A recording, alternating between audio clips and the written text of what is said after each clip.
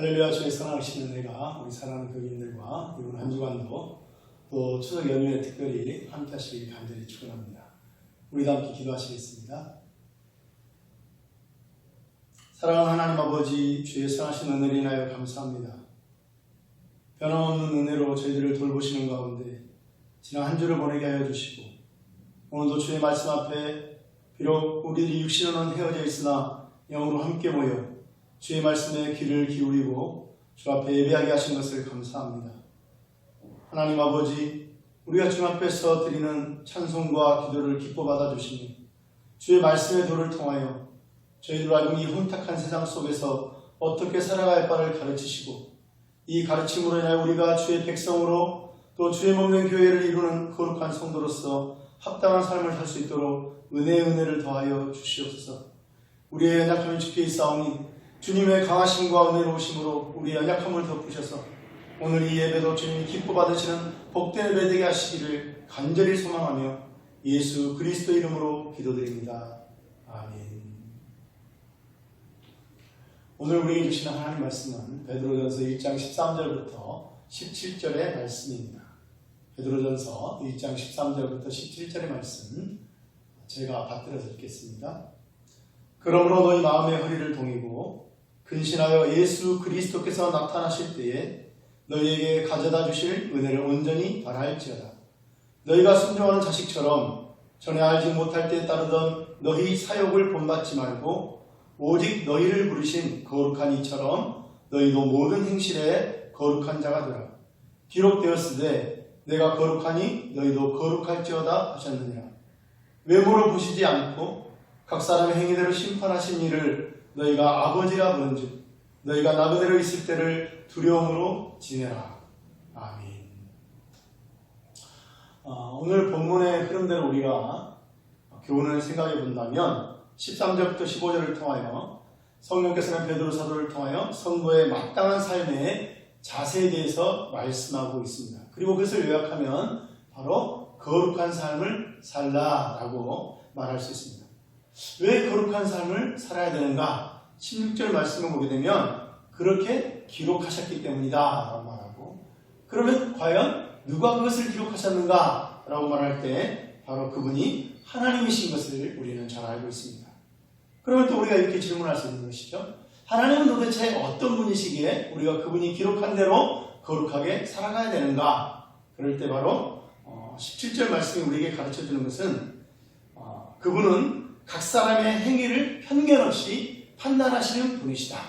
또한 그분은 우리 아버지시다 라고 말하고 있습니다. 다시 말하면 결국 우리가 하나님의 자녀로서 아버지 되시는 하나님을 닮아 거룩하게 살아가는 것, 이것이 바로 마땅한 것이며 또 복된 것이다 라는 것을 성령께서는 베드로 사도를 통하여 말씀하고 있는 것입니다. 우리 예수님께서는 마태복음 5장 48절에서 이렇게 말씀하신 적이 있습니다.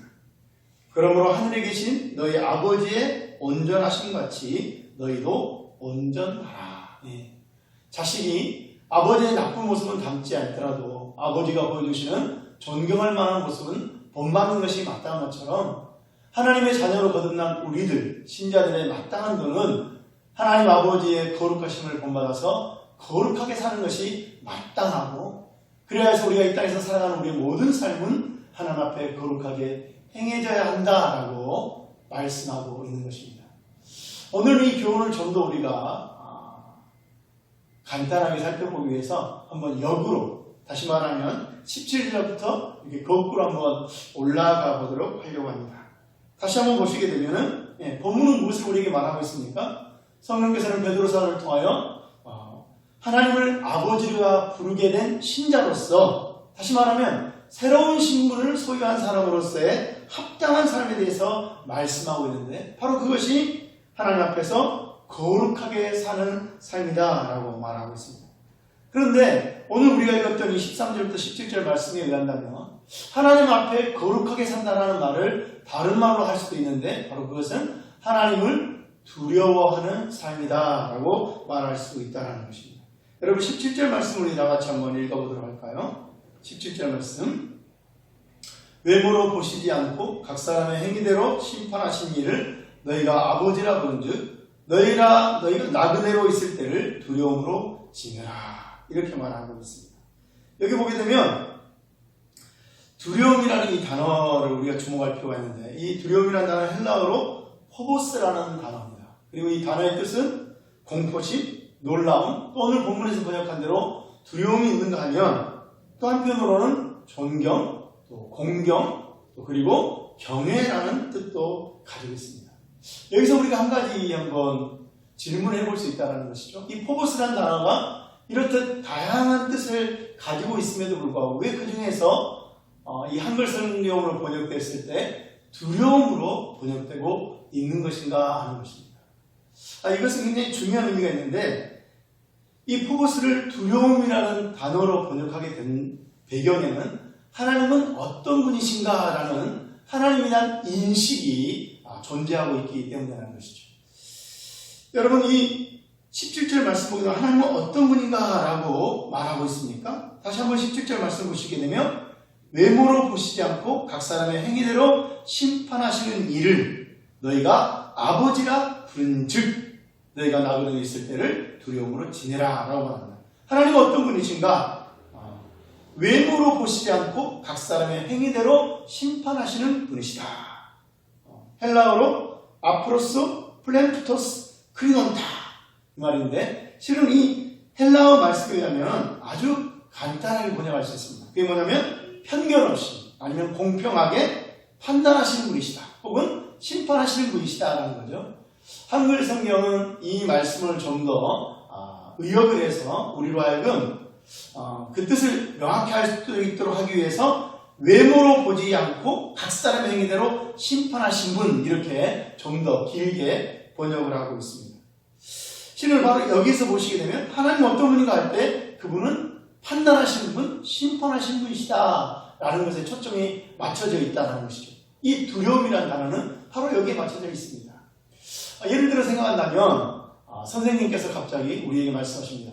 자, 이제 몇 페이지부터 몇 페이지까지 너희가 공부를 했으니까 여기에 대해서 몇 월 며칠 날 시험을 볼 거야. 그리고 그 결과에 대해서는 내가 분명하게 징계를 할 것이니까 알아서들 해. 이렇게 말씀하시는 겁니다. 여러분, 어떤 반응이 있을까요? 물론 공부를 잘하는 친구들에게야 별 부담 없는 말이겠지만, 참 공부를 굉장히 어려워하는 친구들에게는 그날이 어떤 날이 되겠어요? 그 결과가 어떠하겠습니까? 두렵죠. 네. 두려움으로 그날을 기다리고 두려움으로 시험을 치르고 나서 결과를 기다리게 되는 것이죠. 여기서 바로 한글 성경에서 두려움이라는 이 단어로 번역을 한 것은 하나님을 심판하시는 분으로 하나님의 심판의 행위에 초점을 맞췄기 때문에 그렇습니다. 그런데 우리가 여기서 한번 생각해 볼 필요가 있다는 것이죠. 17절에서 말씀할 때 하나님은 어떤 분인가라고 할 때 하나님은 외모로 보시지 않고 각 사람 행위대로 심판하시는 분이실 뿐만 아니라 또한 우리의 아버지가 되신다라는 거예요. 네. 우리의 아버지가 되신다. 여러분, 물론 아버지가 엄하신 분이기 때문에 두려워할 수도 있겠지만 우리 하나님은 어떤 분이십니까? 네. 우리의 모든 죄악에도 불구하고 우리를 불쌍히 여기셔서 당신의 독생하신 아들을 십자가에 죽이심으로 우리의 죄를 용서하시고 우리를 구원하신 분이십니다. 우리의 어리석음과 우리의 우둔함에도 불구하고 받은 은혜에 합당하니까 우리의 부족한 삶에도 불구하고 우리에게 인내를 보이시고 또 그러한 우리들에게 베드로 사도가 성령의 감동을 통하여 말씀했던 것처럼 산 소망과 썩지 않고 더럽지 않고 쇠하지 않은 유업을 주시고 그리고 구원을 베풀어 주시는 아버지이신 것을 우리 또 기억할 필요가 있는 것이죠. 우리 아버지는 심판하시는 분일 뿐만 아니라 또한 당신의 백성, 당신의 자녀들의 허물을 용서하시고 오래 참으시며 기다리시며 그들을 그릇된 길에서 바른 길로 인도하시는 분이다 라고 한다는 것이죠. 그래서 우리가 하나님의 행위에 초점을 맞출 때는 두려움으로 번역할 수도 있지만 하나님의 아버지 되심에 초점을 맞출 때는 두려움보다는 공경과 경외심으로 번역을 할 수도 있는 것이죠. 경외라는 것은 무엇입니까? 공경하며 두려워한다는 것입니다. 아버지께서 내게 베푸신 은혜를 알고 아버지께서 내게 어떠한 삶을 살라고 요구하시는 것을 아는 그 마음을 가지고 혹시라도 이 아버지의 뜻을 배신할까, 아버지의 뜻을 저버릴까 하는 두려움으로 또한 그럼에도 불구하고 이러한 삶을 살라고 말씀하시는 아버지의 선하심을 믿음으로 말미암아 그분에 대한 공경의 마음을 가지고 살아가는 것. 이것이 바로 경외인 것이죠. 그래서 우리는 실은 이 17절 말씀을 외모로 보시지 않고 각 사람 행위대로 심판하신 이를 너희가 아버지라 부른즉 너희가 나무늘에 있을 때를 두려움으로 지내라 라고 번역할 수도 있지만 이 두려움이라는 단어를 다르게 번역할 수도 있다는 것입니다. 한글 성경의 대부분의 번역본은 이 단어를 선택할 때 포보스를 두려움으로 번역하고 있는데 흥미롭게도 쉬운 성경만은 그렇게 번역을 하지 않았더라고요. 그래서 제가 한번 소개를 해보겠습니다. 쉬운 성경은 여러분은 하나님을 아버지라 부르면서 기도합니다. 쉬운 성경은 먼저 우리에게 거룩한 삶을 명령하시는 분이 누구신가를 주목을 합니다. 특별히 그것을 그분의 행위보다도 먼저 그분이 누구신가, 그분은 우리의 아버지다라는 우리와의 관계성을 강조하고 있는 것을 우리가 주목할 필요가 있는 것이죠. 여러분은 하나님을 아버지라 부르면서 기도합니다. 우리 아버지는 각 사람의 행동을 공평하게 판단하십니다. 그러므로 여러분은 이 세상을 사는 동안 하나님을 경외하면서 살아야 할 것입니다. 어쩌면 이 17절 말씀을 훨씬 더 부드럽게 말하되 우리가 왜 거룩하게 살아야 되는가에 대해서는 강력한 이유를 설명하고 있는 번역이라 할 수 있는 것이죠. 자, 어찌해야 되든 결국 이 17절이 말씀하는 것은 우리가 하나님을 아버지라 보시고 그 아버지는 공평하게 판단하시는 분이시기 때문에 우리가 그분을 공경하면서 경외하면서 살아가야 되는데 그 경외하면서 사는 삶이 뭐냐? 바로 13절부터 15절이 말하는 것처럼 하나님 앞에 거룩하게 사는 삶이다 라고 말하고 있는 것이죠. 이제 우리가 13절부터 15절의 말씀을 통하여서 이 거룩하게 사는 삶이 어떻게 이루어질 수 있는가라는 것을 한번 주목해 보고자 하는데 특별히 오늘 본문이 강조하고 있는 것 중에 저는 이 마음이라는 것에 우리가 한번 눈길을 두기를 원합니다. 계시록 2장 23절을 보게 되면 하나님께서는 이렇게 말씀하십니다. 모든 교회가 나는 사람의 뜻과 마음을 살피는 주인 줄 알지라 내가 너희 각 사람의 행위대로 갚아주리라. 자, 이 말씀이 방금 우리가 읽었던 베드로전서 1장 17절 말씀과도 굉장히 연결이 되는데 하나님은 그 행위대로 갚아주시는 분입니다. 무엇에 근거해서 갚아주십니까? 계시록 2장 23절에 근거한다면 그 사람의 뜻과 마음을 살피심으로써 그 행동의 동기를 보신다는 것이죠. 이것은 굉장히 중요한 의미가 있는데 왜냐하면 17절에서 우리가 말씀할 때 외모로 보시지 않고 각 사람의 행위대로 나가는데 여러분 외모라는 것도 겉으로 드러나는 것 아닙니까? 행위라는 것도 겉으로 드러나는 것이 아닙니까? 그래서 이게 약간 오해가 되지만 이 계시록 2장 23절의 말씀을 보면 이해가 되는 것이죠. 하나님은 겉으로 드러나는 행동만 아니라 그 행동에 담겨져 있는 내면의 동기까지도 살펴보시는 분이시다 라는 것이고 결국 그 내면의 동기라는 것은 마음과 관련이 있다는 것을 우리가 발견하게 되는 것이죠. 바로 이러한 맥락이 13절부터 15절에도 동일하게 나타나고 있습니다. 여러분 13절 말씀 우리가 같이 읽어볼까요? 그러므로 너희 마음의 허리를 동이고 근신하여 예수 그리스도께서 나타나실 때에 너희에게 가져다 주실 은혜를 온전히 바랄지어다. 자, 여기서 우리가 주목하기를 원하는 것은 너희 마음의 허리를 동이고 라는 것입니다. 마음의 허리를 동이라. 이 허리라는 것은 힘의 근원이 된다고 말합니다. 그런데 그 허리를 동이라고 말합니다. 동인다는 말은 묶는다는 뜻이죠. 다시 말하면 마음의 허리를 묶어라. 마음의 중심을 잡으라 라고 말하고 있는 것이죠. 여기서 굉장히 흥미로운 단어가 있는데 바로 너희 마음의 허리를 동이고 다음에 등장하는 단어입니다. 바로 근신하여 라는 말입니다. 이 근신하여라는 말은 헬라어로 네폰테스라는 말인데 이 네폰테스의 원형인 네포라는 말은 술 취하지 않는 맑은 정신을 의미하는 거예요. 근신하다라는 것은 어떤 행동에 대한 것이 아니라 마음을 붙잡을 것을 말하는 것입니다. 술에 취하지 않는 맑은 정신. 마음의 허리를 동인다는 게 무슨 말인가? 다시 말하면 맑은 정신을 가질 수 있도록 유지한다라는 것이죠. 이것을 우리가 좀 더 주목할 것이 있는 것이 베드로전서 4장 7절을 보시게 되면 이렇게 또 동일한 단어를 통해서 말씀하고 있습니다. 베드로전서 4장 7절의 말씀 만물의 마지막이 가까이 왔으니 그러므로 너희는 정신을 차리고 근신하여 기도하라. 그래서 정신을 차린다는 것이 바로 이 네포라는 단어라는 것이죠. 네. 정신을 차리는 것. 그것이 근신하는 것이고 마음의 허리를 동이는 것이죠. 왜 이것이 중요합니까? 지난 11일 날 한 가지 사건이 뉴스에 나왔습니다. 안암역에서 2명의 청년이 택시를 잡았습니다. 그들은 교사 아저씨에게 부평역으로 가자라고 했는데 술에 취한 상태였습니다. 차가 이제 부평역으로 가기 위해서 고속도로를 진입하게 되는데 갑자기 한 친구가 욕설을 내뱉기 시작합니다. 그리고는 아무 이유 없이 기사 아저씨를 구타하기 시작합니다. 고속도로에서 차가 진행하고 있기 때문에 아저씨는 어떤 행동도 취하지 못하고 운전대만 잡고 안전운전에 의해서 달려가는 아주 위험한 상황이었습니다. 결국 보다 못한 옆에 있는 동료가 이 술 취한 친구를 제어하고 아저씨에게 말합니다. 아저씨, 갓길로 빨리 세우시고 경찰서에 빨리 신고해주세요. 그러나 갓길에 세울 수 없어서 결국 톨게이트에 가서 경찰에 신고하고 이 친구를 체포하게 됐는데 결국 이 기사 아저씨는 그 폭행으로 말미암아 눈과 입에 2주의 상처를 입게 되었습니다.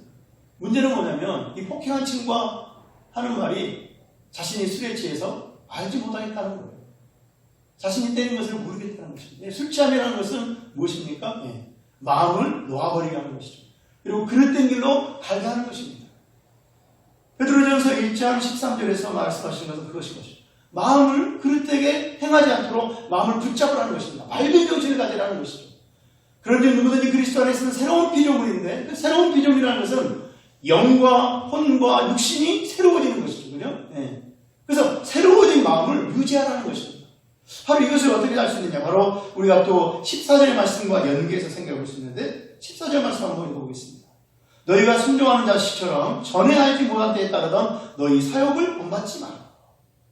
이 14절 말씀에 근거한다면 13절에서 말씀하고 있는 너희 마음의 허리를 동이고 근신하다라는 것은 전에 알지 못하던 때에 따르던 사역을 본받지 않는 것을 의미하는 것이기도 한다라고 말할 수 있습니다. 자, 여기서 전에 알지 못할 때에 따르던 이 전에 알지 못한 때라는 것은 어떤 때입니까? 우리가 예수 그리스도를 알지 못하는 때, 예수 그리스도로 말하면 진리를 깨닫지 못하게 된 때에 하나님의 자녀가 되기 전을 말하는 것이죠. 그때 어땠습니까? 우리의 삶은 사역을 본받는 삶이었다. 그러나 이제는 그런 사역을 본받지 말아야 된다라고 말하고 있습니다. 여기서 사역이라는 말은 헬라어로 에피디미아라는 단어인데 이 말은 충동이라는 말도 있고 또 욕망이라는 뜻으로 갈망이라는 뜻으로 번역할 수 있는 단어입니다. 특별히 베드로 전후서를 보게 되면 이 단어가 자주 사용되는 것을 보게 되는데 본절만 아니라 2장 11절에도 4장 3절에도 또 베드로후서 1장 4절에도 2장 10절에도 2장 18절에도 이 사역이란 말이 여러 가지로 번역되어서 정욕으로 또 번역되어서 사용되어지고 있는 것을 우리가 발견할 수가 있습니다. 특별히 베드로후서 1장 4절을 보게 되면 여기서 말하는 이 사역이라는 것이 어떤 것이냐라고 할 때 여러분 우리가 하나님으로부터 유업을 받게 되었잖아요. 그 유업은 어떤 성격을 가지고 있었습니까? 썩지 않고 더럽지 않고 쇠하지 않는 것인데 베드로후서 1장 4절에 보게 되면 이 사역이라는 이 정욕이라는 것은 썩어지는 것의 원인이 된다라고 말합니다. 이 땅에서 우리가 받게 된 유업이라는 이 땅에서의 어떤 그런 모든 기업과 대조되는 것이라고 할 때 이 땅의 모든 것들이 결국 썩어지고 더러워지고 쇠하여지는데 그 원인 중에 하나가 뭐냐? 정욕이라는 것이죠. 정욕을 따르는 삶이 바로 썩어지는 삶을 살게 한다는 것이죠. 그래서 이 정욕을 본받지 말라라고 하는 것이죠. 그래서 본받는다는 말은 참 흥미로운 것입니다. 보통은 본받는다는 것은 긍정적인 의미잖아요. 그런데도 불구하고 여기서 이렇게 번역이 됐는데 이 말은 헬라어 메 시스케 마티조 메노이, 그러니까 본받지 말라라고 하는 것인데 여기서 시스케 마티조라는 헬라어 단어가 등장하는데 이 본받는다라는 단어인데 이건 신약 성경에 보게 되면 딱 두 번만 사용되어지게 됩니다. 바로 로마서 12장 2절 말씀에도 이 말씀이 사용되는데 이렇게 기록되어 있죠. 너희는 이 세대를 본받지 말고 오직 마음을 새롭게 함으로 변화를 받아 하나님의 선하시고 기뻐하시고 온전하신 뜻이 무엇인지 분별하도록 하라. 여기서 너희는 이 세대를 본받지 말라라고 합니다. 그래서 이 시스케 마티조라는 단어는 실은 형태를 따르다라는 뜻도 있고 순종하다, 순응하다라는 뜻이 있습니다. 그래서 우리가 한글 성경에 번역할 때는 본받는다라고 했냐면 그 정욕을 그대로 따라가는 것을 강조하기 위해서 번역을 했는데 우리가 좀 더 이해하기 쉽게 말한다면 너희 정욕을, 너희 사역을 본받지 말고 라는 말은 너희 사역에 순종하지 말고 순응하지 말고 따라가지 말고 라고도 번역할 수가 있는 것이죠. 로마서에서도 이 세대를 본받지 말고 다음에 등장하는 것이 마음을 새롭게 함으로 라고 하는 것을 우리가 놓치지 말아야 됩니다. 그러니까 여기서 결국 말하는 건 뭐냐면 세대를 따라가지 않는 것을 어떻게 가능한가? 마음을 새롭게 함으로 가능하다. 이 14절에서는 너희 사역을 본받지 말고는 좀 더 적극적으로 말하면 너희 마음이 정욕으로 말미암아 그릇되이 가는 것을 따르지 말고 라고 번역함으로 이 13절에서 말하는 것처럼 예수 그리스도 말미암아 거듭난 마음, 맑은 마음, 진리로 충만한 마음을 가지고 살아가야 되는 삶을 말하고 있는 것이죠. 결국 오늘 우리가 읽은 이 13절부터 17절이 우리에게 가르치는 하나님의 백성의 삶, 하나님을 아버지라 부르면서 하나님을 경외하는 삶, 다른 말로 하면 거룩하게 하는 삶은 어디로부터 시작되는가 라고 할 때 마음으로부터 시작된다라고 말합니다.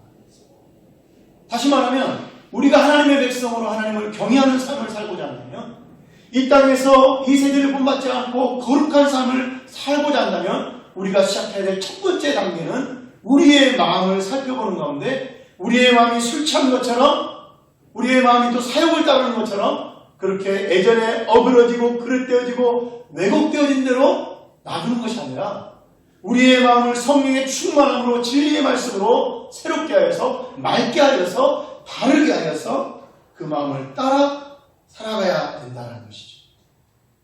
사도 바울이 로마서에서 말하고 있는 대로 말한다면 하나님이 우리에게 원하시는 선하신 것이 무엇인가? 기뻐하실 만한 것이 무엇인가? 그리고 바라시는 것이 무엇인지를 우리의 마음으로 헤아려서 그 마음을 따라 살아가는 것이 하나님의 백성의 마땅한 모습이다라고 말하는 것입니다. 바로 이것이야말로 오늘 본문이 말하고 있는 예수 그리스도께서 나타나실 때 주실 은혜를 바라보는 자의 마땅한 삶이고 하나님 아버지께서 주신 산소망을 따라 유업을 바라보며 구원을 향하여 나아가는 우리의 모습. 이 땅의 마음을 두지 않고 천성의 마음을 둔 나그네의 모습이다라고 성경은 말하고 있는 것입니다. 하나님께서는 잠언 4장 23절에서 이렇게 말씀하셨습니다. 모든 지킬 만한 것 중에 더욱 너의 마음을 지키라. 생명의 근원이 이에서 나느니라. 사랑하는 성도 여러분, 우리가 이번 한 주를 살아갈 때 우리의 모든 행동의 근원이 마음에 있다는 것을 알고 이 마음이 그저 우리의 육신을 따라 우리의 본성을 따라 만들어지는 마음이 되어야 되는 것이 아니라 하나님께서 우리를 새롭게 하신 것처럼 거듭나게 하신 것처럼 그리고 진리로 가르치시는 것처럼 그 계시를 따라 우리의 마음을 새롭게 하고 다르게 하고 맑게 하여서 우리가 만나는 모든 사람과 또 우리가 접하는 모든 일들 속에서 과연 이것이 하나님이 기뻐하실 만한 것이 무엇인가? 하나님이 원하시는 선하실 만한 것이 무엇인가? 하나님이 우리를 통해 나타나시고자 하시는 바라신 것이 무엇인가를 헤아리면서 우리의 말과 우리의 행실을 이루어가는 그런 삶이 되어야 한다는 것을 우리가 결코 잊지 아니하기를 간절히 소망합니다. 이것이 바로 신자의 합당한 모습이며 또한 주님께서 이 땅에 세우신 교회를 이루어가는 모든 주의 백성들의 모습이라 할 수 있겠습니다. 부디 이 은혜가 저와 여러분에게 이번 한 주간도 함께 하셔서 이번 한 주간이 주님이 허락하신 새로운 마음을 따라 살아가는 복된 삶이고 그런 마음을 따라가는 삶으로 말미암은 많은 복된 은혜가 여러분의 삶과 가정과 직장과 사업의 탄전 위에 가득하시기를 간절히 축원합니다. 기도하겠습니다. 하나님 아버지, 우리가 세상 사람과 다를 바 없는 자가 아니라 예수 그리스도의 십자가에 죽으신 것 부활로 말미암아 거듭난 사람이요 하나님의 원수가 아니라 하나님의 유업을 받게 될 하나님의 자녀라는 사실을 늘 인식할 수 있는 은혜를 허락하시고 바로 그런 까닭에 우리가 이전에 살았던 것처럼 우리가 주인 되어서 우리의 정욕을 따라 살아가는 것이 아니라 아버지를 경외하는 마음으로 아버지께서 우리에게 가르치신 바를 따라 거룩하게 살아가는 우리의 삶이 될 수 있도록 은혜를 더하여 주시옵소서. 이러한 삶의 첫걸음이 다른 데 있지 아니하고 마음을 다스리는 데 있음을 우리가 다시 한번 배웁니다. 우리의 마음을 우리가 방관하지 말게 하시고 이 마음을 붙잡아서 하나님의 진리를 따라 바르고 맑게 다스림으로 말미암아 우리의 마음을 통하여 하나님의 선하시고 기뻐하시고 온전하신 것을 날마다 헤아리고 또 깨닫게 된 것을 이제는 우리의 입술과 또 우리의 손과 발을 통하여 구체적으로 드러내는 하나님의 거룩한 백성의 삶, 자녀의 삶을 살아갈 수 있도록 이번 한 주간도 함께하여 주시옵소서. 이제는 우리 주 예수 그리스도의 은혜와 하나님 아버지의 무한하신 사랑하심과 성령님의 은혜와 감동하심이 하나님의 자녀로서 또 신자로서 합당한 삶을 살기 위하여 마음을 다스리고 맑은 마음으로 살아가기를 소망하는 우리 사랑하는 모든 주의 백성들 위해 주님의 사랑하는 교우들이 섬기는 가정과 직장과 사업의 터전 위에 이제부터 지금까지 영원토록 함께 하시기를 간절히 축원하옵나이다. 아멘. 말씀을 맺혔습니다. 이번 한 주간 은혜 가운데 하시고 또 추석 연휴가 아주 기쁘고 즐거운 그런 시간들 되시기를 간절히 축원합니다. 사랑합니다. 감사합니다. 축복합니다.